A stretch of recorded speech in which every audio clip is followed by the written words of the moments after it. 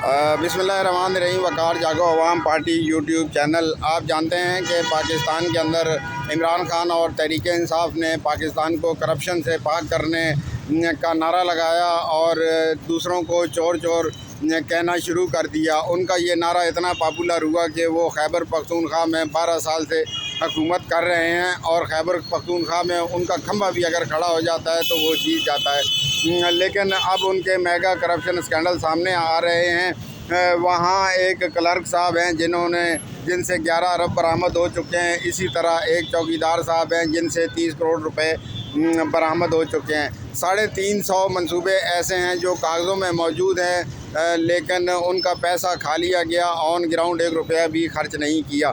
इसी तरह 12,000 मंसूबे ऐसे हैं जिनके जो है वो सिरे से रिकॉर्ड ही गायब हैं, फ़ाइलें गायब कर दी गई हैं क्योंकि इसमें बड़े पैमाने पर करप्शन हुई है।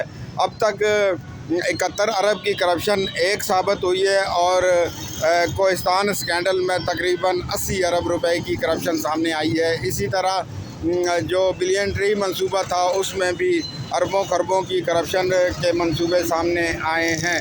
नेब ने ये सारी फ़ाइलें मंगवा ली हैं और अब इन पर तहकीकात शुरू हो चुकी है और दूसरों को चोर चोर कहने वाले जो हैं अब उनके नकाब उतरना शुरू हो चुके हैं। सोहेल आफरीदी जो वज़ीर आला हैं, जब वो CNW के मुशीर थे तो उनके ऊपर बहुत ज़्यादा करप्शन के दाग लगे हुए नज़र आते हैं।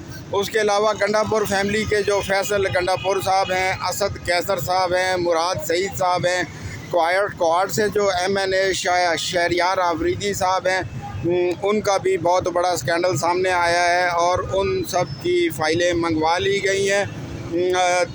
दासू तहसील कोहिस्तान, लकी मुरावत, डेरा इस्माइल खान और करक में जो है वो मेगा स्कैंडल सामने आए हैं करप्शन के।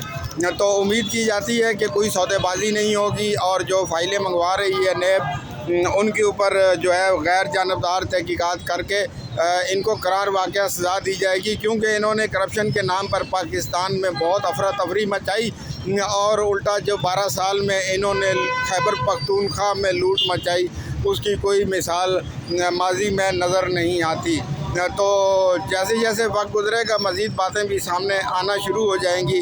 अब तक तो इतना समझ में आ चुका है कि तहरीक इंसाफ का जो एंटी करप्शन नारा था वो सिर्फ मुखालिफिन को नीचा दिखाने के लिए था। अमली तौर पर उनको जब मौका मिला खैबर पख्तूनख्वा में तो उन्होंने खैबर पख्तूनख्वा के अंदर करप्शन के आलमी रिकॉर्ड कायम कर दिए। पाकिस्तान जिंदाबाद।